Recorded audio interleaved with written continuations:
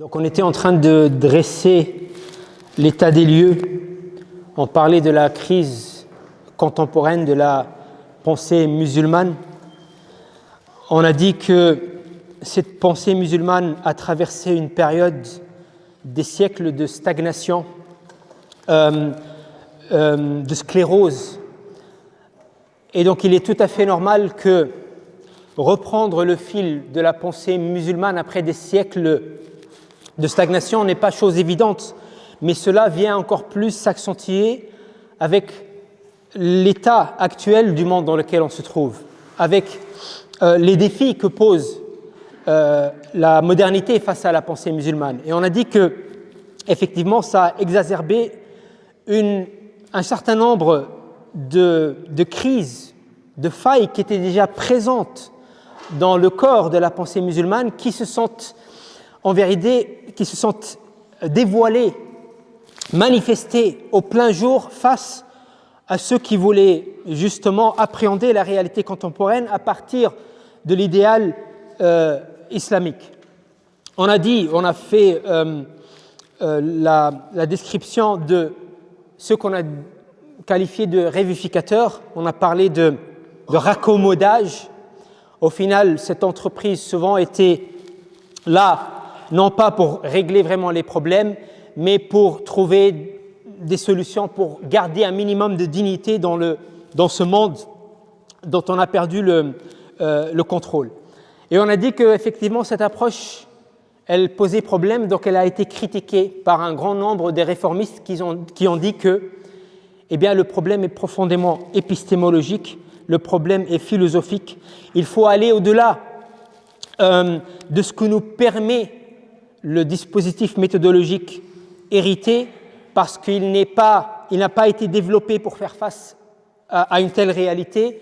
Et donc ils ont dit qu'il faut aller plus loin que le ijtihad qui était conçu par les anciens, et il fallait adresser effectivement la question de la vision du monde, la question du cadre référentiel à partir duquel on appréhende les choses, afin de pouvoir non pas régler les problèmes de la réalité de manière fragmentée, de manière spécifique, mais proposer l'alternative. Et donc, le problème majeur auquel il fallait faire face, c'est la question de la fragmentation. Le fait que, lorsqu'on appréhende la révélation, on ne l'appréhende pas comme un tout, comme un système, comme j'ai dit, comme un système qui pas seulement nous permet d'être fidèles à ce qui relève de la lettre de la texte, de la dimension discursive, mais aussi qui nous permet de générer un savoir fidèle à ce système qui peut contenir la nouvelle réalité et en proposer l'alternative. Et donc il faut dépasser la fragmentation, et il ne faut plus considérer l'islam, comme j'ai dit tout à l'heure, comme cette pile de briques à laquelle on a recours lorsqu'il y a une question. On prend une brique, un fragment de l'islam, et on va répondre à ces questions-là, mais on répond avec un système, avec un édifice construit avec ces briques alignées de manière cohérente à pouvoir non seulement nous donner la vision d'ensemble et contenir l'ensemble des enseignements de la révélation, mais aussi contenir les problématiques de la réalité, les encadrer et les diriger vers la bonne direction. C'est ça, dépasser la fragmentation. Et l'istikhlaf, dans ce contexte-là, comme je l'ai dit tout à l'heure, est une question centrale, un élément central de la théorisation d'une vision du monde. On l'a vu tout à l'heure, la vision du monde, elle est constituée d'un certain nombre de réponses qu'on formule de manière philosophique aux grandes questions existentielles. Comme on l'a dit, le Coran, c'est ce qu'il a fait de prime abord. Il a répondu à des questions. D'où venons-nous? Qui sommes-nous? Quelle est notre nature? La téléologie, où allons-nous? Quelle sera notre destinée finale? Quelle est notre origine? Quelle est la nature de la réalité? Etc. etc. C'est les réponses auxquelles, initialement, durant 13 ans, le Coran est venu répondre, est venu se focaliser afin d'effectivement de déconstruire la vision dominante et d'établir ce référentiel qui va permettre par la suite d'avoir ce cadre qui peut tout contenir. Et l'istikhlaf ici, effectivement, relève de cette question-là, ou bien d'une de ces questions-là. Qui sommes-nous et pourquoi sommes-nous là? La question de la téléologie. Mais on va voir en vérité que c'est bien plus que cela. On va voir en vérité que ce sera le fil rouge de l'ensemble de la vision du monde islamique, et c'est pour cela que c'est devenu un objet central et que la référence à la vigilance, à l'istikhlaf, est devenue récurrente au sein des penseurs contemporains. Maintenant, le courant qui a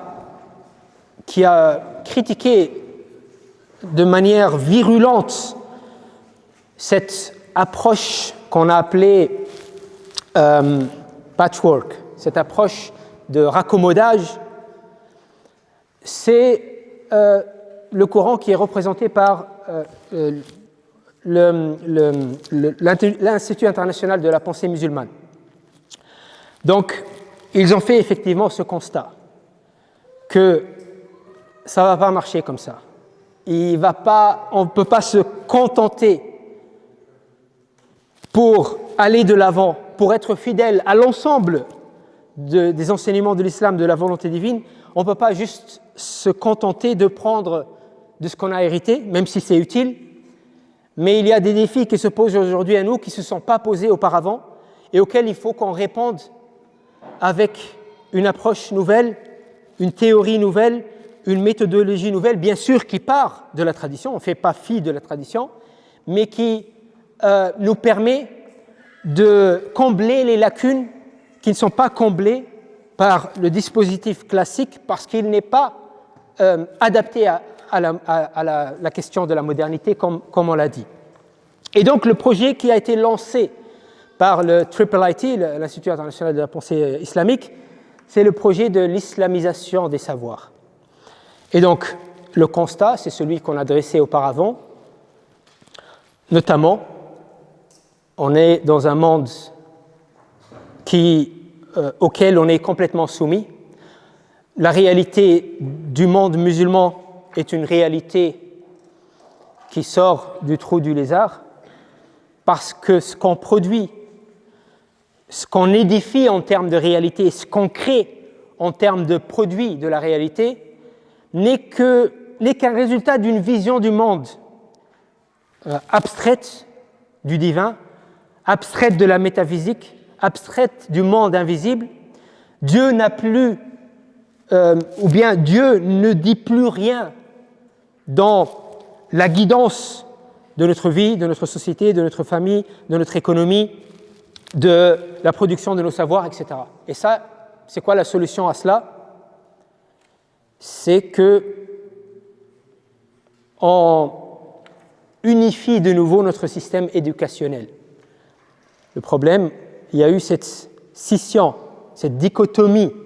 Selon Fadl al-Rahman, c'est un réformiste contemporain pakistanais, il dit que ce qui s'est passé avec la séparation du système éducationnel moderne et traditionnel, c'est que le musulman est devenu schizophrène. C'est ce qu'il dit. C'est-à-dire qu'il vit dans un monde dominé par une vision qui n'est pas la sienne, aux antipodes de ses idéaux, de ses convictions, mais sur le plan individuel, il est dans cette foi, il tient à ses principes. Je me souviens dans un séminaire sur le génome humain du point de vue islamique, il y avait un médecin saoudien qui nous disait que beaucoup de ses collègues saoudiens étaient devenus athéistes parce que ce qu'ils ont appris, leur discipline, etc., était répulsif à toutes ces idées religieuses qui ne correspondent pas à leur vision, à à ce qu'ils ont appris. Et il m'a dit moi-même, parce qu'on a eu une conversation durant la pause, il m'a dit moi-même, j'ai appris à distinguer. Il a dit dans mon cerveau, il y a une case religion et une case science. Et il est content. Donc l'idée pour lui, ce n'est pas de réconcilier, de faire en sorte que ce soit un et qu'il n'y a pas de contradiction. L'idée, c'est seulement de faire cohabiter les deux sans qu'il y ait de conflit. Donc effectivement, le problème, selon ce constat, c'est qu'afin de régler ce problème-là, cette schizophrénie-là dans le tissu social musulman, afin de remobiliser notre réalité avec tous ces aspects vers la bonne direction, de l'infuser de nouveau de la bonne vision, il faut islamiser les savoirs. Pourquoi ? Pour réunifier notre système éducationnel, dans le sens où l'économiste, le psychologue, etc., lorsqu'il étudie sa discipline, il l'étudie en tant que musulman. Il y a Dieu dans l'équation, il y a nos idéaux dans l'équation. Toutes ces disciplines vont être de nouveau islamisées, c'est-à-dire chargées avec la charge conceptuelle, avec la vision du monde islamique. Et donc on aura un seul, c'était l'objectif, un seul système éducationnel où ceux qui vont être formés dans ce système, ils vont sortir, ils vont être les acteurs de la réalité et ils vont contribuer à créer, à édifier une réalité qui soit mobilisée et dirigée vers nos idéaux. C'était ça l'idée de l'islamisation des savoirs. Ça n'a jamais abouti et aujourd'hui cette institution existe encore mais elle a perdu son élan, ça n'a rien donné. Il y a encore des ouvrages et des recherches qui sont produits mais ça tourne autour du pot et ça a perdu son élan et l'horizon s'est complètement renfermé. D'ailleurs ça ne s'appelle plus islamisation du savoir, le projet maintenant il s'appelle intégration des savoirs. Mais en tout cas, comme j'ai dit, vous pouvez lire dans les ouvrages qui sont produits dans ce sens, vous n'allez pas trouver d'horizon prometteur. Pourquoi ? Est-ce que c'est une question qu'on pose ici ? Ah oui. Pourquoi ? Donc, déjà, pour pouvoir entreprendre cette démarche et réaliser ces objectifs-là, il faut quoi ? Pour pouvoir islamiser les savoirs, il faut une vision du monde islamique, n'est-ce pas ? Pour pouvoir débarrasser cette pensée du cadre de laquelle elle a émergé et de l'infuser et de l'intégrer dans le cadre de la vision du monde islamique afin qu'elle se dirige vers la bonne direction, il faut quoi ? Théoriser, n'est-ce pas ? On l'a dit. Première des choses, prise de conscience. Prise de conscience, elle est plus ou moins là chez le Triple IT. En tout cas, chez les anciens, dans les années 80-90. Aujourd'hui, beaucoup moins. Mais elle est là, to a certain extent, dans une certaine mesure. Elle est là dans une certaine mesure. Elle n'est pas totalement là, mais elle est là. Donc il faut quoi ? Être conscient, ok. Et il faut théoriser. Parce que comment veut-on réunifier le système éducationnel en intégrant ce qu'on produit dans une vision cohérente et en la débarrassant de son vision ? Il faut une vision, théoriser. Le problème, donc pour théoriser, il faut quoi ? La vision du monde, c'est quoi une vision du monde ? Notamment la vision islamique. La vision du monde islamique, elle est constituée des principes ou des finalités ou on peut dire, des concepts coraniques fondamentaux. C'est le cadre qui régit, ou bien en tout cas, cette vision-là, elle est constituée par cela. C'est le cadre qui va régir cette vision et qui va contenir l'ensemble des enseignements de l'islam et dont va découler la pensée et la production. C'est ça la vision du monde islamique. Okay ? Donc c'est ce qu'ils ont essayé de faire. Ils ont essayé de proposer, de théoriser la vision du monde islamique en proposant les principes coraniques fondamentaux ou les concepts coraniques fondamentaux qui régissent cette vision du monde. Donc c'était c'était une condition sine qua non de cette théorisation. Le problème, c'est qu'ils ont fait ça sans définir le critère, paramètre clair qui justifie les choix des principes. C'est-à-dire que si on dit que la vision du monde islamique elle est constituée des principes, des concepts fondamentaux de l'islam, quels sont ces concepts fondamentaux? Comment les identifier? Quels sont les critères pour dire que ça, c'est un concept islamique fondamental, et ça n'est pas un, mais ça, c'en est un qui est subordonné à ce concept fondamental. Eh bien, ici, il n'y a pas de critères. Donc, on est venu avec des concepts, mais on ne sait pas comment ils ont établi ces concepts-là. Et c'est problématique. On ne peut pas forger une vision sans avoir un paramètre clair qui nous permette de connaître les contours de cette vision. Ça, c'est un des problèmes. Pourquoi ça n'a pas réussi? Un autre problème, c'est que lorsqu'ils font cela, ici on peut donner un exemple, on peut donner plusieurs exemples de principes qu'ils estiment être des principes fondamentaux mais qui n'en sont pas en vérité. Et qui ne sont même pas des principes coraniques. On donnera l'exemple plus tard. Mais ici aussi, le problème, c'est que lorsqu'ils établissent ces principes qui, soi-disant, régissent la conception islamique du monde, ils viennent avec une liste.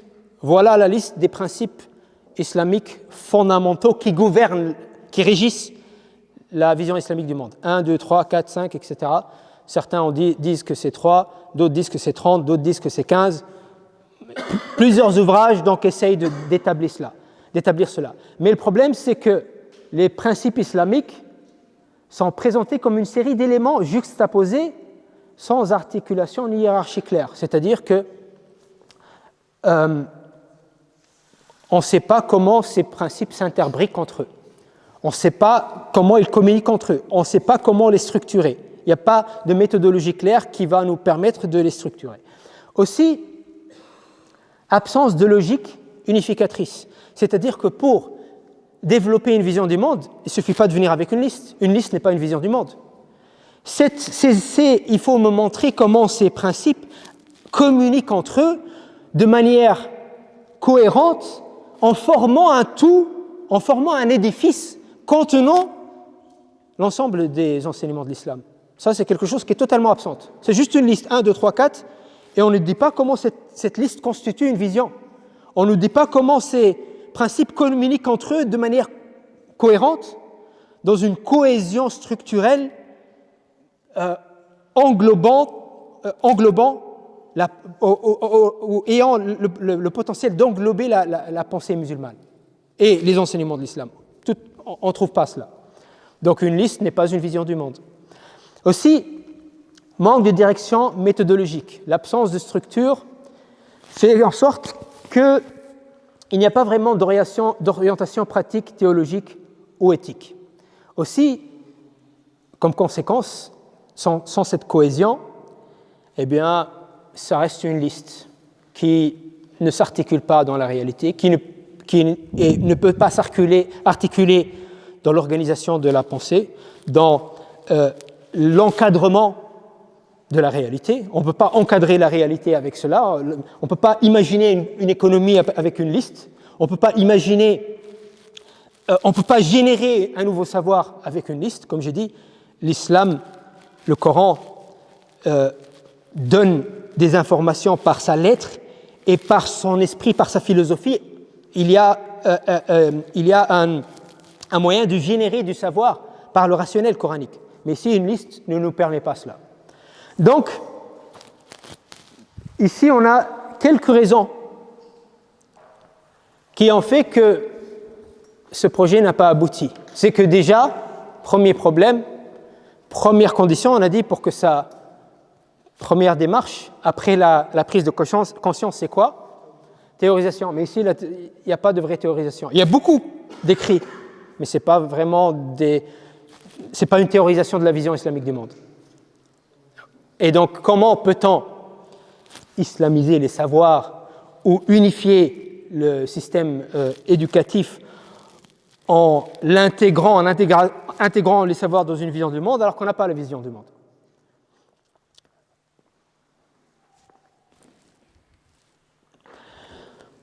Aussi, un des problèmes majeurs qui se présente dans ces ouvrages, c'est qu'il y a une projection de vision étrangère sur le Coran. Donc, et ça, c'est une des conséquences de l'absence de la vision du monde aussi. Lorsqu'on n'a pas une vision du monde coranique claire, on aura tendance à adopter des visions du monde étrangères sans en avoir conscience. Et donc, beaucoup de ces ouvrages, ce qu'ils nous proposent en termes de vision du monde, c'est en vérité c'est la vision du monde occidental matérialiste avec un make-up, avec un maquillage islamique. Par exemple, on revient à cette question-là.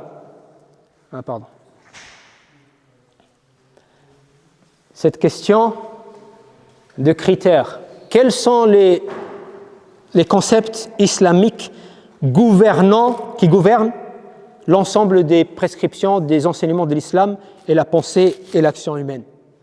Ici, comme j'ai dit, il n'y a pas de critères.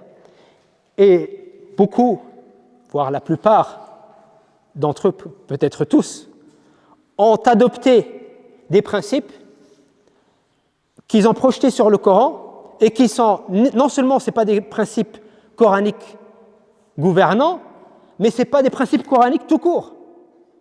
D'où ils viennent? Du trou du lézard. Notamment, le plus évident, c'est celui de l'Umran, Imaratul Ard. Pourquoi l'humain fut créé? Le frère l'a rappelé hier, selon ces penseurs-là, il fut créé pour développer la terre, exploiter ses ressources, l'édifier, en gros la civilisation. Et aujourd'hui, si vous vous intéressez un peu à la pensée musulmane contemporaine, le mot hadara, il est dans toutes les sauces. Chez nous, à la faculté, il y a des cours de hadara et ils vont ouvrir même des programmes sur le hadara. Hadara, c'est devenu quelque chose, c'est devenu l'objectif ultime de la révélation. La révélation est là pour qu'on puisse développer technologiquement, matériellement, scientifiquement, sur le point de vue urbain, etc., etc. Ça, ce concept, certains ont dit que c'est un des 3 concepts majeurs qui gouvernent la vision du monde islamique. Al-Tawhid, Al-Tazkiya, Al-Umran. D'où ça vient ça? Est-ce que le Coran nous dit que Allah nous a créés pour ça? Est-ce que dans le Coran, l'Umran est un principe qu'Allah nous ordonne de réaliser?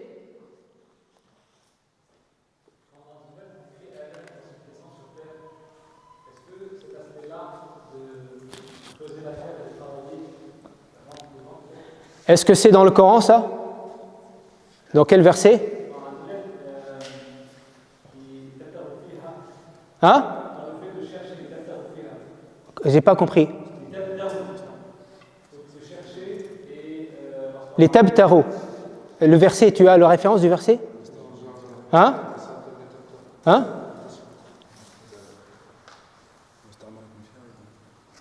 هو الذي خلق لكم ما في الأرض جميعا, c'est celui-là. هو أنشأكم من الأرض واستعمركم فيها, c'est ça? C'est quoi?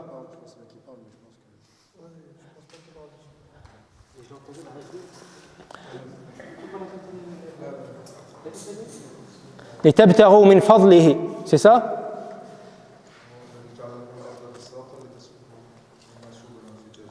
Ok, donc la terre a été, comment dire, hein? Elle est aplanie afin qu'on puisse se marcher sans problème.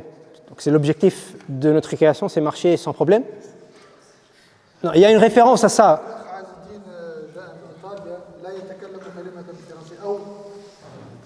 Ah, mashallah. Khair, inshallah. Ok, mais est-ce que tu as la référence ou... D'accord. Donc, ici on a un exemple de quoi? J'ai dit on a un exemple de projection de vision étrangère sur le Coran. Donc, l'objectif ultime du trou du lézard, c'est quoi? Le Dieu ultime, le principe absolu c'est la croissance, n'est-ce pas? La croissance matérielle. Tout le reste, il est au service, il est mobilisé pour réaliser la croissance. Hein? Il faut, afin de réaliser une croissance, il faut produire. Et donc il faut produire, même si c'est au détriment de la terre, de la fitra de la terre, même si c'est au détriment de l'humain. Il faut produire. Et pour produire, il faut consommer. Même si on surconsomme, il n'y a pas de souci. Pourquoi? Tant que ce Dieu est glorifié, tout le reste est secondaire. Tout est mobilisé vers cet absolu-là. La croissance est freinée. Pourquoi? Je l'ai dit tout à l'heure, la seule perspective qui reste devant l'humain après avoir été coupé du transcendant, c'est d'essayer de réaliser ses aspirations absolues à travers l'infini. Donc la croissance infinie, c'est le nouveau Dieu, n'est-ce pas? C'est le principe directeur de la vision du monde occidental. Et ça, c'est devenu aussi notre principe, selon ces auteurs-là, en tant que musulmans. C'est quoi notre principe? Imarat al-ard. Ça veut dire quoi? Imarat al-ard, c'est de développer la terre, d'exploiter ses ressources jusqu'au dernier grain de sable, ce qu'ils disent explicitement. Est-ce que le Coran, encore une fois, je pose la question, est-ce que le Coran présente Imarat al-ard comme l'objectif pour lequel on fut créé? Nulle part. Est-ce que le Coran nous demande même, pas en tant qu'objectif, en tant qu'injonction? Par exemple, Allah dit dans le Coran, يا أيها الذين آمنوا لا تدخلوا بيوتا غير بيوتكم حتى تستأنسوا وتسلموا على أهلها ذلك خير لكم, etc. Donc Allah nous demande, lorsqu'on veut rentrer chez quelqu'un, une maison qui n'est pas la nôtre, de s'annoncer, de demander la permission, n'est-ce pas? Et de passer le salam. Est-ce que c'est l'objectif de notre création? Non. Est-ce que c'est une simple injonction? C'est une simple injonction. Maintenant, Imarat al-ard, on a établi que ce n'est pas l'objectif. Mais est-ce que le Coran la mentionne comme le fait de s'annoncer, comme une simple injonction? Allah nous demande de le faire, comme une prescription parmi d'autres. Est-ce que ça existe dans le Coran? Nulle part. Et même plus que cela, Imarat al-ard, le fait d'établir la civilisation, de construire la terre, de la développer, dans la plupart des versets, elle est mentionnée, elle n'a aucune valeur, mais elle est mentionnée de manière négative. Allah dit dans le Coran, أَوَلَمْ يَسِيرُوا فِي الْأَرْضِ فَيَنْظُرُوا كَيْفَ كَانَ عَاقِبَةُ الَّذِينَ مِنْ قَبْلِهِمْ كَانُوا أَشَدَّ مِنْهُمْ قُوَّةً وَأَثَارُوا الْأَرْضَ وَعَمَرُوهَا أَكْثَرَ مِمَّا عَمَرُوهَا وَجَاءَتْهُمْ رُسُلُهُم بِالْبَيِّنَاتِ فَمَا كَانَ اللَّهُ لِيَظْلِمَهُمْ وَلَكِنْ كَانُوا أَنفُسَهُمْ يَظْلِمُونَ. Donc, ce verset nous dit que ces gens-là, ils ont fait Imarat al-ard, ils ont réalisé Imarat al-ard de manière inédite. Et le Coran leur a dit, mashallah, non, Allah les a détruits. Donc, c'est souvent mentionné de manière négative. وَمَا هُوَ بِمُزَحْزِحِهِ مِنَ الْعَذَابِ أَنْ يُعَمَّرَ وَمَنْ نُعَمِّرْهُ نُنَكِّسُهُ فِي الْخَلْقِ, etc. Donc, dans la plupart du temps, l'Imarat al-ard, non seulement Allah ne demande pas de le faire, mais lorsqu'il le mentionne, il le mentionne de manière péjorative.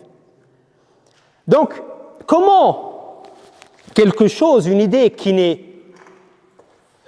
ni une prescription coranique, et bien sûr pas un objectif, pas un principe, comment c'est devenu le principe ou bien la fonction existentielle pour laquelle on a été créé, et un des principes ou le principe qui va régir la vision du monde. Donc on voit qu'ici le trou du lézard, c'est devenu un principe qui régit ces théorisations. Donc, yes. Comme j'ai dit, moi, je ne veux pas vous donner les résultats. Voilà la vision et croyez-moi sur parole. Ce n'est pas le but. Je vais vous donner la méthodologie, comment on arrive à distinguer. Comme ça, vous ouvrez le Coran, vous-même, vous arrivez à dire oh, ça, c'est un principe. Ça, c'est un principe gouvernant. Normalement, chacun, on doit participer chacun à notre niveau, comme j'ai dit, au fait de résoudre ces problèmes. Et donc, il ne suffit pas que je vous donne mes conclusions, mais quelle est la méthodologie pour établir ces principes, ou bien pour les identifier. Et normalement, bi'idhnillah ta'ala, après cette université d'été, vous en aurez vous pourrez faire cela, bi'idhnillah ta'ala. Donc, ce qui est projeté souvent dans cette théorie-là, donc ça c'est une question qui revient à la question qu'on a déjà évoquée. La vision du monde n'a pas été établie pour les problèmes qu'on a évoqués. Et conséquence, ces gens-là, lorsqu'ils s'engagent dans la théorisation de la vision du monde, en vérité, ils ont déjà une vision du monde. Elle est déjà là.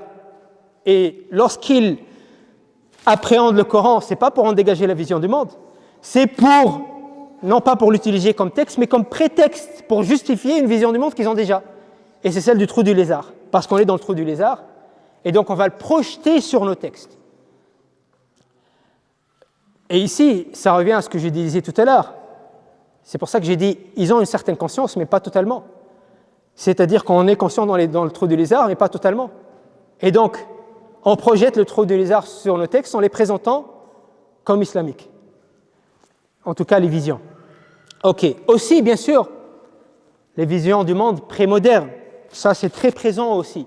Pour ceux qui ont lu l'ouvrage, je donne un grand nombre d'exemples de visions du monde prémoderne, c'est-à-dire qu'ont adopté les savants anciens.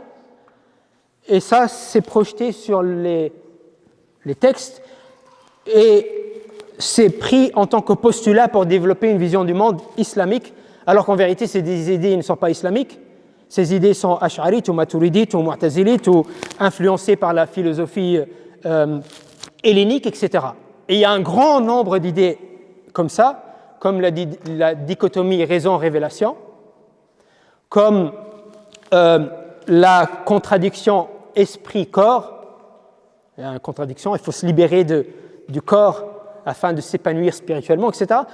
Ces idées-là qui ont été développées par des savants anciens, puisque ça vient d'un tel savant, masha'Allah, c'est que c'est islamique. Mais on les prend sans... Et encore une fois, le problème revient au même problème, pas de vision du monde. Et comment on peut faire le tri, le harbala? Comment on peut distinguer les idées anciennes? C'est pas parce qu'un tel l'a dit, c'est parce que c'est un grand savant, c'est que c'est islamique. On a besoin d'un critère, d'une grille de lecture afin de distinguer. Et la vision du monde, elle participe à cela. Mais si on n'en a pas une, ben on prend tout. Et puisque c'est des savants qui l'ont dit, c'est que c'est islamique et c'est projeté sur ce qu'on nous présente comme vision du monde islamique. Aussi, c'est une vision du monde qui est orientée vers l'extérieur, mais fragmentée de l'intérieur. Donc, on est toujours dans la critique de la question de l'islamisation des savoirs. Donc, le projet même, il s'appelle comment? Donc, le nom le dit. On va islamiser les savoirs. Donc, c'est dirigé vers quel savoir? Vers l'extérieur, vers les savoirs modernes. Mais le problème, si on ne règle pas les problèmes internes, qu'est-ce qu'on va faire? Comment on peut islamiser les savoirs sans avoir d'abord réglé les problèmes qu'on a évoqués plus tôt? Et ça, c'est un problème majeur. On va directement dans l'entreprise de l'islamisation des savoirs alors qu'on n'a pas réglé les problèmes internes d'abord. Donc, de nombreuses études tentent de construire une vision islamique du monde pour répondre aux défis contemporains, mais elles cherchent à intégrer le savoir moderne, le savoir traditionnel, sans réparer la fragmentation interne des sciences islamiques ni leur déséquilibre épistémologique. Et, comme on l'a dit, toute intégration ou élaboration de vision du monde ne peut partir que d'une base intérieure, réformée et cohérente. Et donc, intégrer un savoir moderne à des sciences islamiques épistémologiques mais défaillantes revient à bâtir sur du sable. Réglant le problème d'abord interne, structurant notre savoir, débarrassons-le des visions externes, réparons-le épistémologiquement, construisons la vision du monde de manière interne et après dirigeons-nous vers l'extérieur. Mais ces études, pour la plupart, directement, c'est psychologie islamique, sociologie islamique, économie islamique, des labels islamiques. Et quand on lit, et j'en ai lu beaucoup, il n'y a pas grand-chose d'islamique là-dedans. C'est du bricolage, c'est des éléments modernes auxquels on donne un peu de maquillage islamique. Ou bien, certains, par exemple, surtout dans la psychologie islamique, on va nous présenter le modèle du psyché en français, islamique. Et le modèle qu'on nous présente, c'est quoi? C'est celui de Al-Ghazali qu'il a lui-même pris d'Aristote. Sans questionnement, puisque c'est le Ghazali qui le dit, avec tout le respect pour le Ghazali, c'est que c'est islamique. Mais sauf que le Ghazali dit des choses basées sur l'épistémologie ash'arite qui ne sont pas du tout islamiques.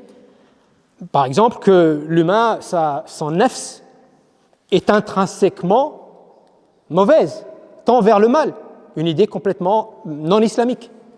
Cette idée de conflit intérieur, etc., plein d'idées comme ça qui sont influencées par la philosophie grecque et qu'on retrouve, qui sont infusées dans ces ouvrages-là, qu'on nous présente comme islamiques. Encore une fois, le même problème. Pas de vision du islam. Comment peut-on développer une psychologie islamique alors qu'on n'a pas répondu aux questions existentielles? Qui est l'être humain? Quelle est sa nature? Quelle est sa fonction? On n'a pas répondu. Mais directement, on va islamiser. Donc ça, c'est un des problèmes aussi.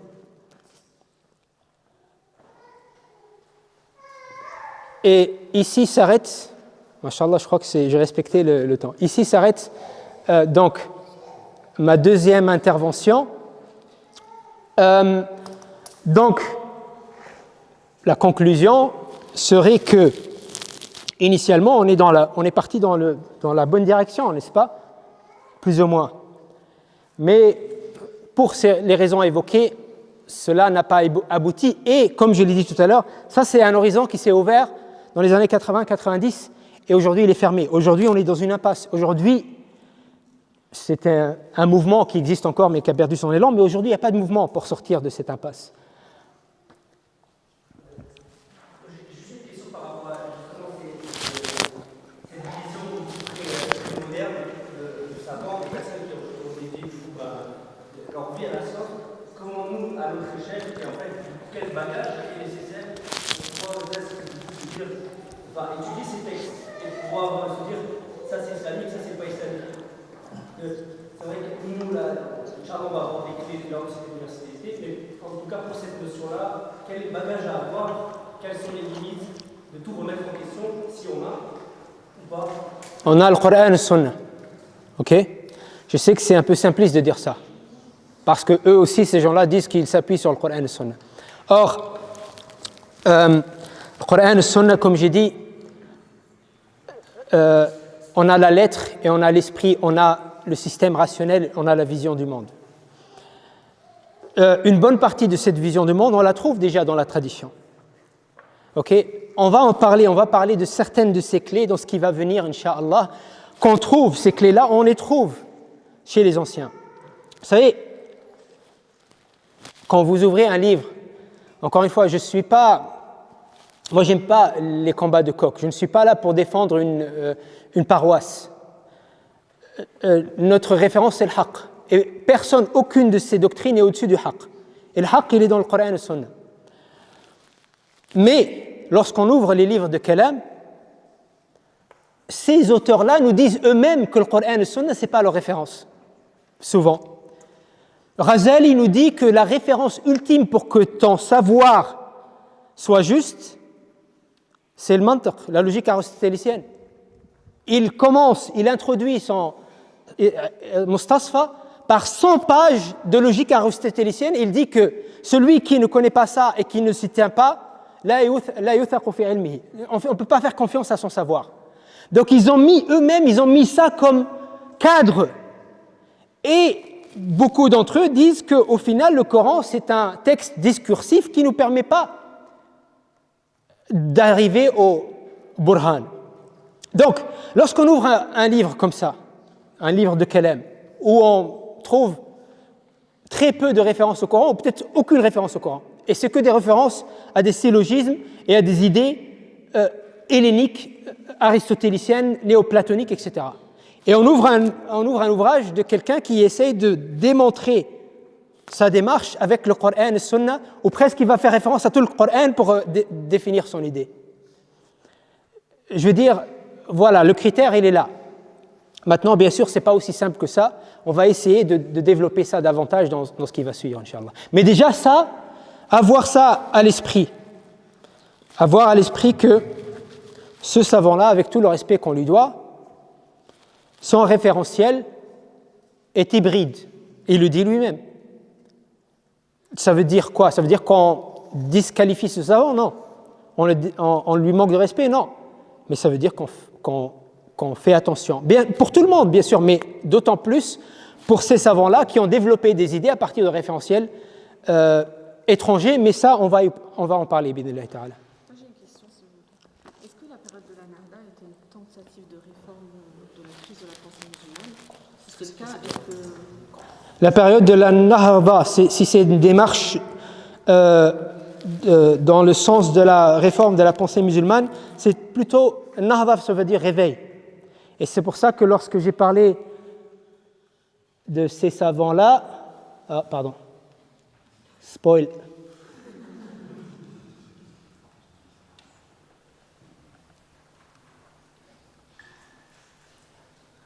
Ah, ils sont où?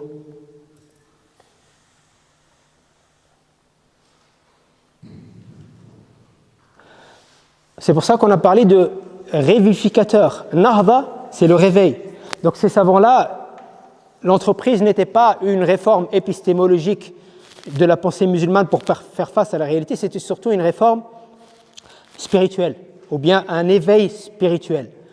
Bien sûr, ils ont développé des thèses qui relèvent plutôt du rafistolage. Mais l'élan principal, c'était un élan de réveil spirituel, parce que non seulement les musulmans, épistémologiquement, intellectuellement, ils se sont trouvés devant un défi énorme, mais aussi sur le plan de la religiosité. Sur le plan de la religiosité, il y avait cette aliénation, et ça, c'était la priorité de ce mouvement-là. Est-ce que c'est un mouvement qui a été étouffé justement par la modernité, enfin par l'Occident, enfin, Dans quel sens étouffé? ça prenait quand même un peu d'ampleur et il y avait... C'était étouffé surtout parce que ce mouvement-là a participé à la résistance à la colonisation. Dans ce sens-là, oui. Je fais référence à plusieurs de ces mouvements, notamment, qui peut me dire, Sanoussi, par exemple, en Afrique du Nord. Vous connaissez Sanoussi, vous connaissez Omar al-Mukhtar, le lion du désert. Lui, c'était une des figures de Sanoussi. Et Sanoussi était un mouvement soufi, mais soufi plutôt orthodoxe. Ils ont installé des communautés musulmanes qui vivaient en autarcie dans le sud de la Libye, de l'Algérie, du Maroc, de la Tunisie, ça allait jusqu'en Égypte, etc. Et ils vivaient, comme j'ai dit, en complète autonomie. Ils produisaient leur propre nourriture, leurs armes, ils produisaient tout. Et c'était un mouvement réformiste, et ils résistaient aussi à la colonisation. Vous connaissez ce mouvement à travers Omar al-Mukhtar. Mais il y a eu plusieurs de ces mouvements qui étaient des mouvements qui avaient proposé des éléments intéressants sur le plan intellectuel, mais c'était surtout un élan révivificateur et souvent un élan qui résiste à la colonisation. Avant ça, avant la chute de l'Empire ottoman, le mouvement réformiste était différent, était moins incisif contre l'Occident, parce que l'Empire ottoman existait encore, et parce qu'aussi ce réveil était frais, et donc on voit que c'est différent. Et tout à l'heure, excusez-moi, vous faisiez référence à des discussions dans les années 90 qui auraient pu tenter de réformer l'islamisation des savoirs. Vous faisiez référence au projet d'islamisation. Ismail Farouqi, Taha Jab al-Alwani, Abdelhamid Abou Suleiman. Après, il y a aussi la femme de Taha Jab al-Alwani, Mouna Abou al-Fadl, etc., etc. Vous faites référence au manque de confiance, entre guillemets, qu'on peut avoir dans l'ilm al-mantiq, du fait qu'elle provient d'un paradigme hellénistique. Et j'avais déjà interrogé un cheikh là-dessus, et il m'avait dit qu'on peut avoir confiance en ilm al-mantiq, pas parce qu'elle provient de savants grecs, mais parce qu'elle provient de istiqra al-wujud al-khariji. Donc je ne sais pas comment traduire ça, de ce qu'on peut observer dans le réel qui nous entoure. Et qu'à partir du moment où ça provient de ce qu'on observe dans le réel qui nous entoure et pas d'une personne, et qu'on peut le confirmer avec nos sens, etc., on peut avoir confiance dans cette science. Écoutez, on peut avoir confiance dans n'importe quelle science. Oui, donc le frère, il dit, pourquoi ne pas avoir confiance dans la science de la logique aristotélicienne, ilm al-mantiq, puisqu'elle émane d'une observation empirique, et ça ne vient pas d'une idéologie, ce qui est faux. Ça n'existe pas. Ça, c'est un leurre, on peut dire, qui vient du trou du lézard. La neutralité. Ça n'existe pas, la neutralité. Le trou du lézard nous présente la neutralité comme l'approche scientifique où on va approcher l'objet d'étude sans vision du monde préétabli. C'est ça la neutralité. Et donc on ne projette pas notre idéologie, notre vision du monde dans l'étude des cas qu'on appréhende, ce qui est impossible. En vérité, la neutralité ici, dans ce sens-là, c'est la projection du trou du lézard sur l'objet d'étude, parce qu'on part du sens qu'il n'y a pas de Dieu. On est neutre. On ne projette pas notre croyance en Dieu, on part du sens qu'il n'y a pas de Dieu. Ça déjà, en soi, c'est une vision du monde qu'on nous présente comme neutralité. Et malheureusement, beaucoup de nos intellectuels musulmans, ils tombent dans ce piège-là. Ça n'existe pas. Et donc, la logique aristotélicienne est-elle neutre? Bien sûr que non. Elle est imbibée du dogme hellénique, comme l'a démontré Ibn Taymiyyah en déconstruisant d'ailleurs pas seulement du dogme, même de la culture, etc., même de la langue grecque. J'avais une question, c'était aussi un peu en général par rapport à toute la jeunesse, si je peux me permettre. Vous avez évoqué le fait que beaucoup de savants modernes, de penseurs modernes, en tout cas, faisaient la position d'idée qu'il fallait rattraper un certain retard technologique, un certain retard d'intérêt dans les pays musulmans pour être à la hauteur, entre guillemets. On comprend bien du coup que c'est une condition nécessaire et suffisante. Et vous dites, en l'occurrence, qu'il faut revenir à la religion. Mais qu'en est-il du coup de ces causes, on va dire, tangibles, sur lesquelles il semblerait, je dirais, en tout cas pour ma place personnelle, quand même nous rattraper au retard? Est-ce que vous pensez que ça ne vaut pas du tout la peine d'étudier ces choses-là, que ça ne vaut pas du tout la peine de les investir? Bien sûr que non, c'est pas ce que je dis. Voilà, c'est une question, encore une fois, de vision du monde. C'est une question de quels sont nos idéaux. Je ne parle pas des moyens.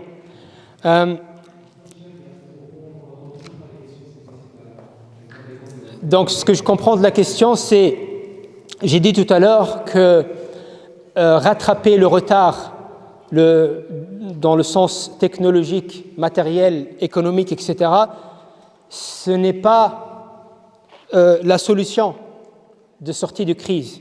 C'est ce que j'ai dit, comme nous le présentent beaucoup de nos intellectuels. Est-ce que ça veut dire que j'ai dit que ça ne sert à rien d'étudier tout cela, de s'engager dans tout cela? Je ne dis pas ça. Je dis que tout cela, ça relève du moyen. C'est des moyens. Et en islam, dans Usul al-Fiqh, al-wasa'ilu laha hukm al-maqasid. Les moyens n'ont pas de valeur. Les moyens en soi sont dénués de valeur. Leur valeur dépend de leur objectif et de leurs résultats. Donc, maintenant, la modernité se présente à nous comme je l'ai dit tout à l'heure, l'idéal humain absolu, la fin de l'histoire. Et beaucoup d'entre nous y croient parce qu'effectivement, alhamdoulilah, on est en meilleure santé qu'avant. Avant, il y avait les gens mouraient beaucoup plus tôt. Tu pouvais mourir d'une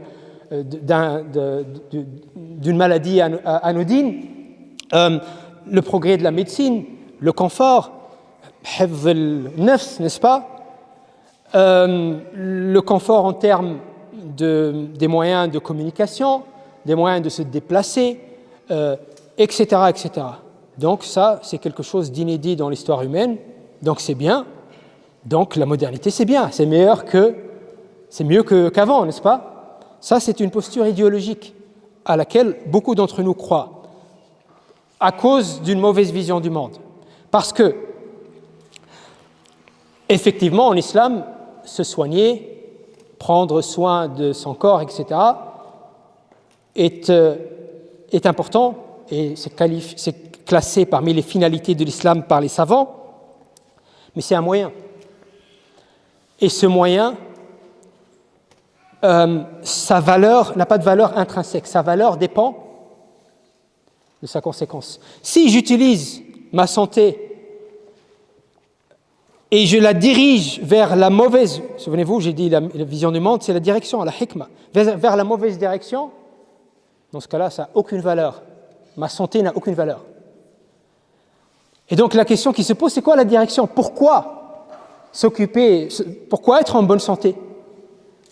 Le Coran nous dit, le Coran établit un lien de corrélation entre santé physique et spiritualité.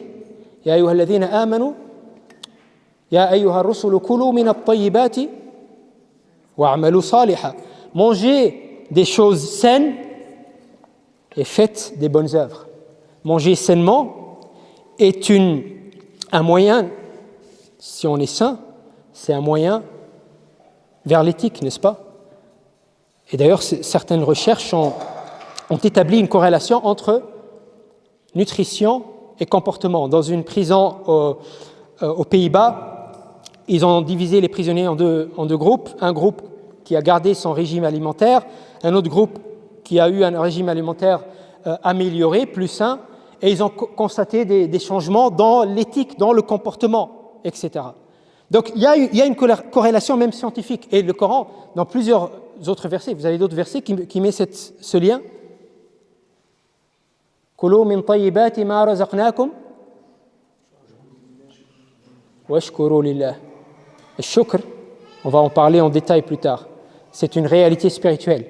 D'autres versets.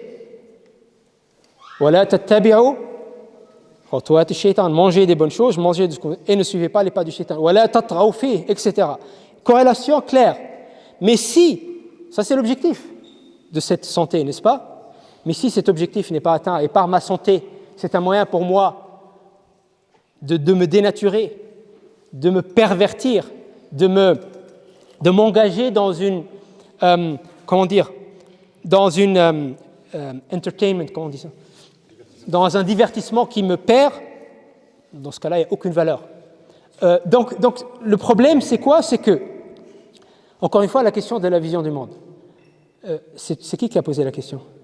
Je m'éloigne de la question. Tu peux répéter la question? Ma question, c'était sur les progrès. Ah, voilà, le progrès. Le progrès, oui. Oui, mais tout progrès qui va enfreindre nos idéaux, dénaturer la fitra de l'individu, de la nature, de la société, de la famille, est quelque chose qui est anti-islamique, qui est haram. Donc le progrès n'a aucun intérêt en soi. Son intérêt dépend de sa finalité et cette finalité dépend de la vision du monde dans laquelle ce progrès s'inscrit. Et aujourd'hui, nous, on fait fi de tout cela. Donc est-ce qu'on veut du progrès? Ça dépend comment on identifie le progrès. Et aujourd'hui, le progrès est devenu une fin en soi, un Dieu en soi. C'est ça le problème. En plus, le progrès moderne, des fois, il répond à des problématiques que la modernité a elle-même créées. Tout à fait. Tout à fait. Vous avez dit du coup, la santé, elle n'a pas de valeur intrinsèque, mais elle est relative par rapport aux objectifs qu'elle a. On a plusieurs principes. La couche extérieure de cette vision du monde, j'ai dit, c'est les concepts islamiques, coraniques, gouvernants. Est-ce que préserver la santé en fait partie? Non. On va voir, Hifdh an-nafs, mais dis-moi le paramètre qui va nous permettre d'identifier Hifdh an-nafs comme objectif supérieur. Quel est le paramètre? La finalité qu'il y a. Comment je peux affirmer, quel est mon dalil, quel est mon paramètre pour affirmer que Hifdh an-nafs est un objectif supérieur de l'islam? Tu as un paramètre? Ceux qui l'ont établi aussi n'ont pas de paramètre. Donc la question de la vision du monde se pose ici. On va voir plus tard quels sont les paramètres. On va voir, je vais vous donner les paramètres. On va voir plus tard, spoil, qu'on en a 60. On en a 60 de ces principes qui gouvernent, qui régissent la vision du monde islamique. Parmi ces 60, on ne trouve pas Hifdh an-nafs. Et on va voir comment on a défini ces 60. Mais Hifdh an-nafs, c'est un moyen. Tu peux réaliser Hifdh an-nafs et être complètement perverti. Parce qu'au final, le Coran, qu'est-ce qu'il nous dit? Ya ayyuhan nasu, qad ja'akum maw'idhatun min rabbikum wa shifaa'un lima fi as-suduri wa hudan wa rahmatun lil mu'minin. Qul bi fadlillahi wa bi rahmatihi fabidhalika falyafrahu huwa khayrun mimma yajma'un. Ici, on a un concept coranique fondamental, comme on le verra plus tard, c'est quoi? Le Coran nous dit Ya ayyuhan nas, ô être humain, qad ja'akum maw'idha, une exhortation, un rappel est venu vers vous de votre Seigneur. قد جاءكم موعظة من ربكم وهدى ورحمة, une guidance et une miséricorde. موعظة من ربكم wa shifa'un lima fi sudur, et une guérison pour ce qu'il y a dans vos cœurs. Après, il dit qul bi fadlillah, c'est avec la grâce d'Allah, wa bi rahmatihi, avec sa miséricorde, c'est ça qui doit être la source de votre réjouissance. Et ça, c'est meilleur, khayrun mimma yajma'un, meilleur que ce qu'ils accumulent. L'accumulation des choses, des biens, la croissance, etc. Notre objectif ultime, on verra, la religion est venue pour guérir ce qu'il y a dans ton cœur, pas dans ton corps. La guérison de ton corps, la santé de ton corps est un moyen vers la santé de ton cœur, mais ce n'est pas la fin. La fin, c'est shifa'un lima fi sudur. Et donc, spoil déjà, shifa'un lima fi sudur, c'est un des concepts coraniques fondamentaux. Pourquoi? On le verra plus tard. Oui.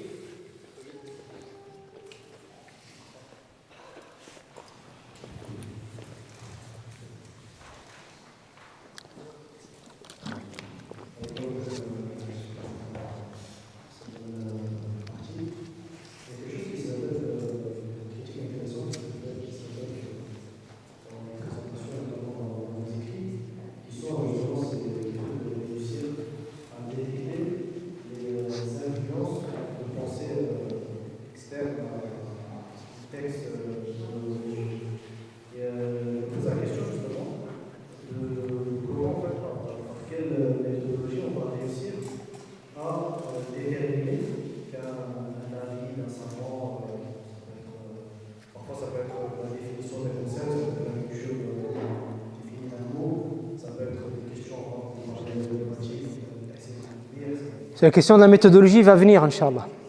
Ça va venir. La réponse à ta question, Bidnillah. Quel point? Comment on arrive justement à juger d'un avis, à faire un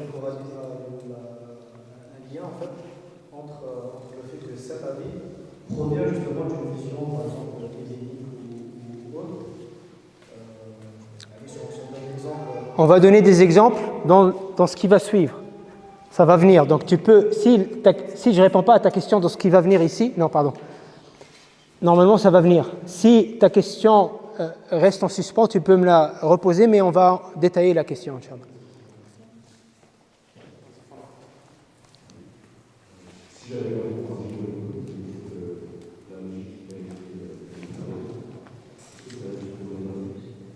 J'ai pas compris, ça résonne trop. Comment? Les mathématiques. Il y a une certaine dimension qui est neutre. Mais l'approche, on part toujours de postulats. On part toujours d'un référentiel.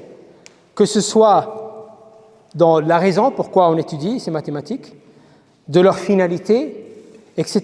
Donc tout ça, c'est pas neutre. Tout ça, c'est pas neutre. Donc il y a une partie effectivement qui relève purement de l'étude de l'objet d'étude, qui est objectivement neutre, parce qu'il s'agit d'une interaction, d'une tension ou d'une dialectique entre la raison et l'objet d'étude et ses lois, etc. Mais la science n'est jamais comme ça. L'étude n'est jamais comme ça. Il y a toujours toute une dimension idéologique, toute une dimension qui relève de la vision du monde, qui accompagne ce processus.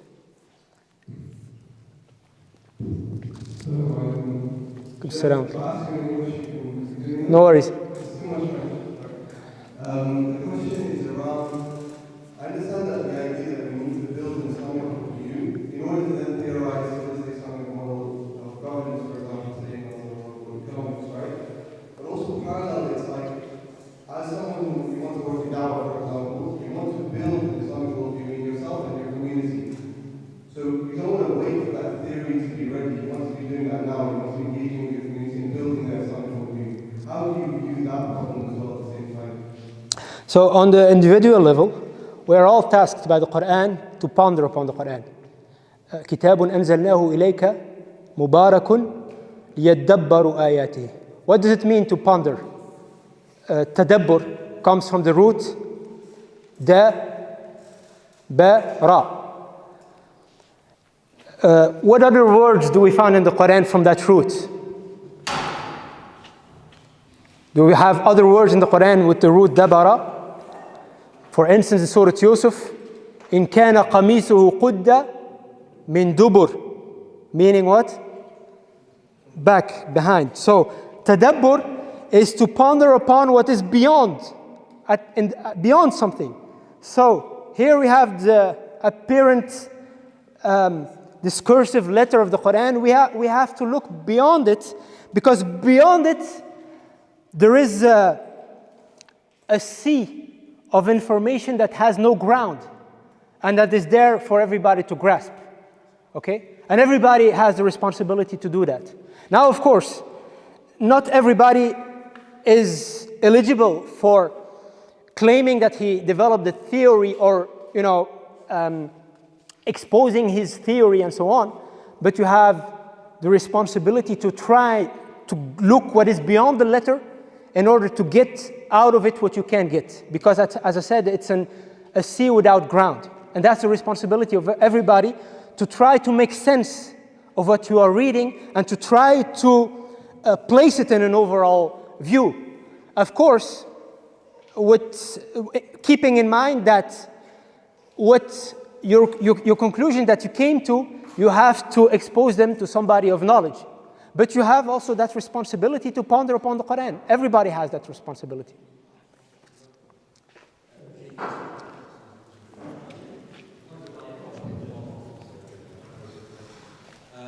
Vous avez parlé de la séparation, de la dichotomie entre les sciences profanes et les sciences religieuses, entre la lecture du Coran et tirer des informations du Coran de façon fragmentée. Quelle méthodologie, comment, quand on parle de révélation, on intègre l'ensemble des formes de révélation dans l'établissement de la vision?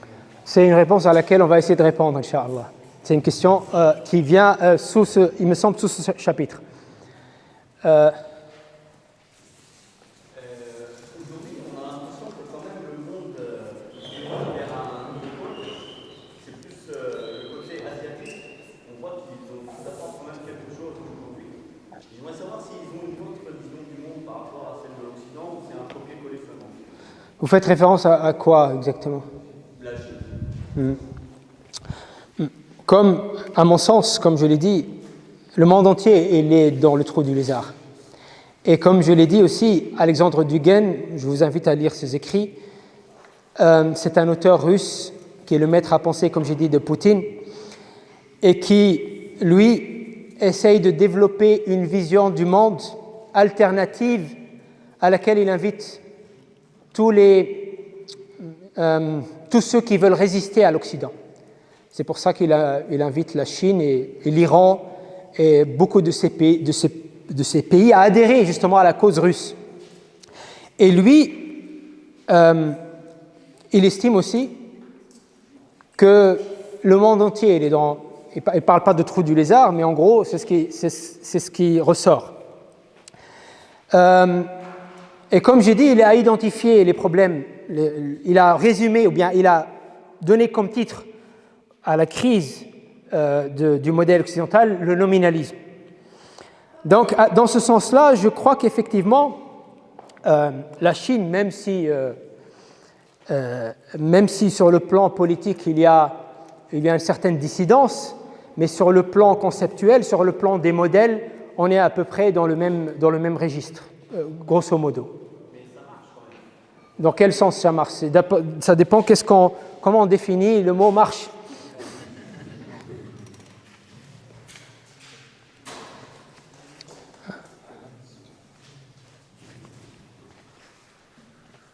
Du coup, moi, c'était juste pour revenir en fait sur ma question. C'était pas réellement de savoir est-ce que la santé fait partie des objectifs. C'est juste un peu plus tourné vers Tahsin al-Tarbih, parce que vous avez laissé entendre auparavant que chaque chose avait une valeur intrinsèque, soit bonne ou soit mauvaise. Mais là, vous avez dit que la santé, elle prenait sa valeur en fonction de l'objectif qu'elle va remplir. Donc, est-ce qu'à ce moment-là, comment on définit la valeur relativement à la fonction qui est remplie, aux objectifs et ce que va créer la santé, ou alors ça a une valeur intrinsèque? Encore une fois, ça dépend. Lorsqu'on met la santé dans cette vision du monde, relativement à l'objectif qui est au-dessus de cet objectif-là, sa valeur n'est pas intrinsèque. La valeur de la santé par rapport à son objectif, qui est la santé spirituelle par exemple, la valeur n'est pas intrinsèque parce que la santé n'est qu'un moyen à cet objectif-là. Et donc la valeur, dans ce sens-là, va dépendre de sa réalisation, de son aboutissement à cet objectif-là ou non.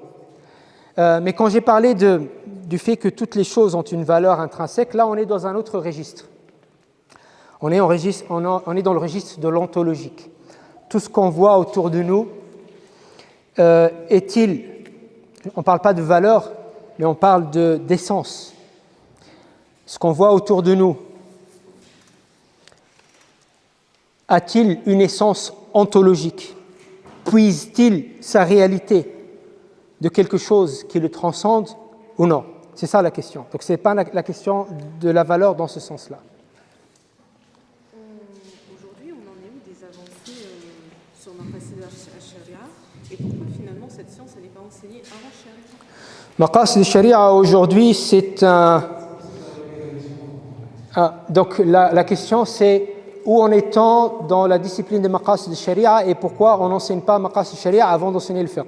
Tout simplement, à mon sens, Maqasid al-Sharia aujourd'hui, comment dire ça de manière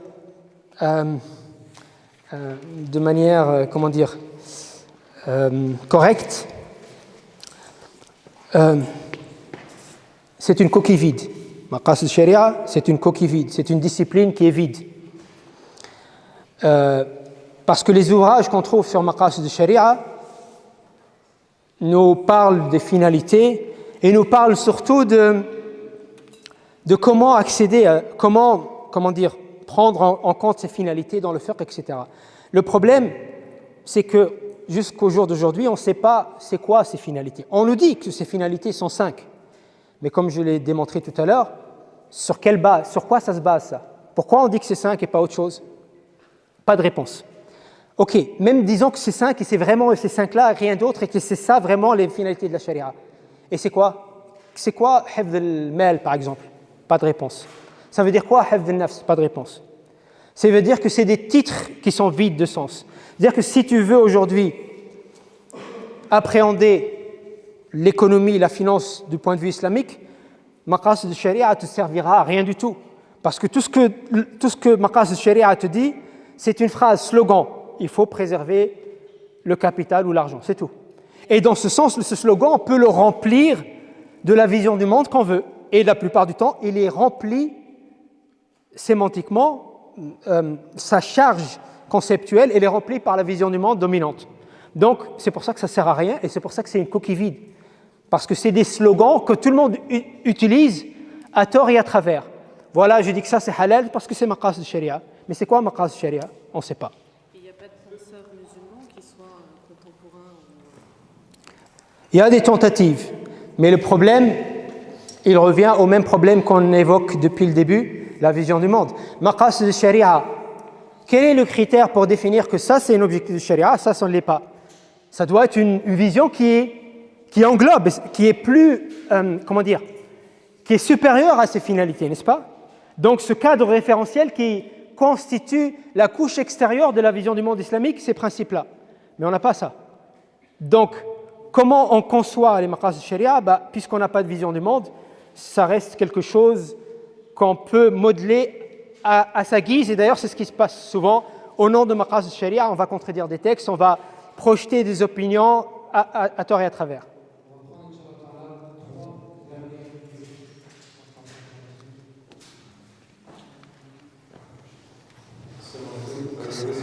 Comment est-ce que certains savants ont réussi à justifier par le Coran et la Sunna certains objectifs dont la vision du monde qui est biaisée par l'idée occidentale? Par exemple, vous parlez de Aïman al-Haram. oui. Comment est-ce que certains savants ont réussi à justifier ça en disant que c'était un des objectifs des humains? On va en parler ici, mais la plupart de ceux qui écrivent sur ça, ils n'essayent même pas de justifier. Tellement c'est évident pour eux. Ils disent Imarat al-Ard, ou bien ils sortent un verset. Le verset, il est abstrait, il ne parle pas d'Imarat al-Ard. Ils vont te dire Allah nous a créés par Imarat al-Ard. Où est-ce que tu trouves ça? Allah, il dit وَهَدَيْنَاهُمْ أَلَمْ نَجْعَلْ لَهُ عَيْنَيْنِ وَلِسَانًا وَشَفَتَيْنِ وَهَدَيْنَاهُ النَّجْدَيْنِ. Voilà son dalil. Et voilà, tu peux en faire ce que tu veux. Souvent, c'est comme ça. Donc, c'est une critique qu'on va faire plus tard. Le Coran, encore une fois, n'est pas utilisé comme point de départ. C'est quelque chose sur lequel on projette et on a des idées établies et après on cherche ce qui va justifier cela dans le Coran. C'est une réaction, c'est plutôt une réaction. On a un monde avancé, entre guillemets, et il faut rattraper le retard. Donc on propose un modèle, une vision du monde islamique qui est la même que celle de l'Occident avec un parfum islamique pour pouvoir rattraper le retard. Juste pour revenir sur la question par rapport au maqasid, est-ce que c'est vrai, il ne disait pas qu'il ne rattachait pas ces 5 grands principes Al-Hudud. Comme ils disent, est-ce que ça ne revient pas à ce principe-là de base? Le verset ne parle pas des maqasid.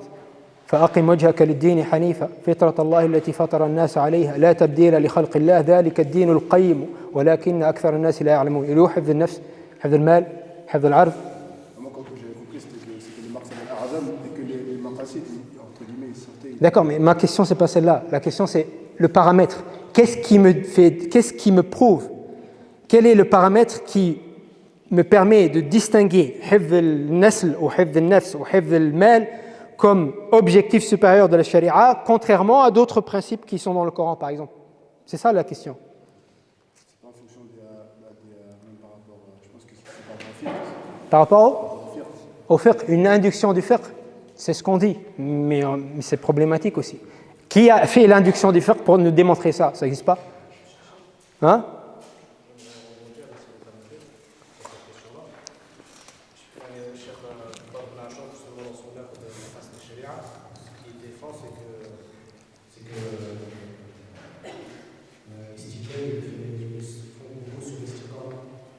L'istiqra, oui.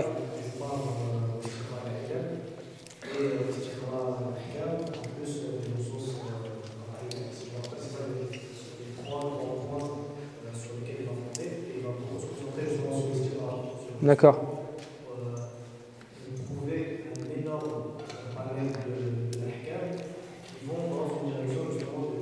Oui, Ibn Ashur, il a dit ça, c'est le premier à avoir parlé de Masalik al-Kashf an maqasid al-Sharia, c'est-à-dire comment on peut découvrir les maqasid.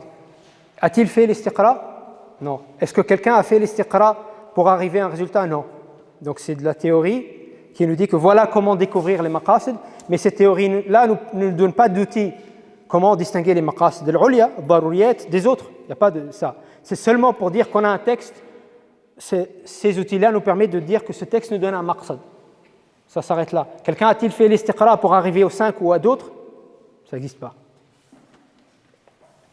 Ou tu connais un ouvrage qui a fait l'istiqra?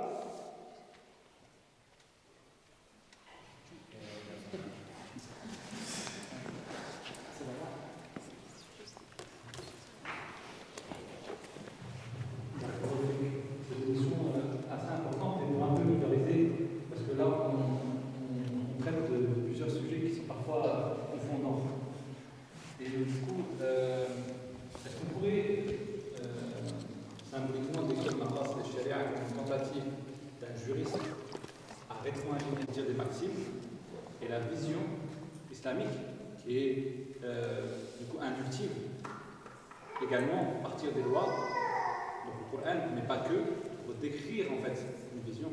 Donc, est-ce que les deux sont des appareils destinés et faits par des personnes différentes à des buts différents? Quelle distinction faites-vous? Le maqasid al-Sharia, comme vous le savez, j'en ai fait allusion. Cette discipline n'existe pas. Ça n'existe pas.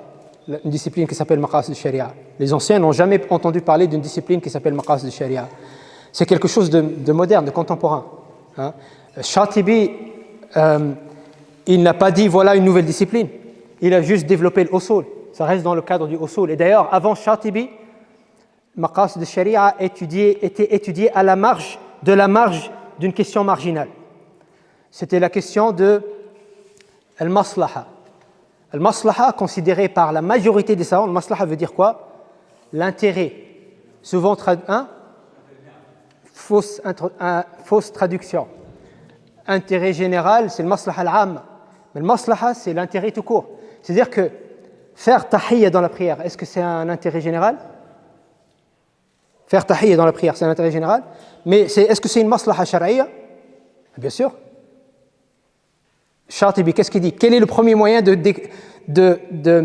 d'identifier le maslaha? Hein? C'est qu'Allah nous demande de le faire. Est-ce que Shara nous demande de faire tahiyya? Oui, donc c'est une maslaha. Donc tahiyya, c'est une maslaha. Est-ce que c'est un intérêt général? Mais c'est une fausse traduction, c'est pour ça que je dis. Pourquoi ce serait général? Quelque chose de spécifique, d'intime. Ça relève de la maslaha aussi. Comment? Oui, ça c'est l'intérêt personnel, c'est pour ça. Mais dans l'usul fiqh, ça n'existe pas, intérêt personnel, intérêt individuel. On parle de maslaha. Les livres de usul parlent de maslaha. C'est pour ça que cette traduction dans les livres contemporains de l'intérêt général ou de l'intérêt public, c'est une fausse traduction. Maslaha, c'est l'intérêt tout court. Mais quoi qu'il en soit, la question, je l'ai oubliée. C'était quoi le caractère contemporain.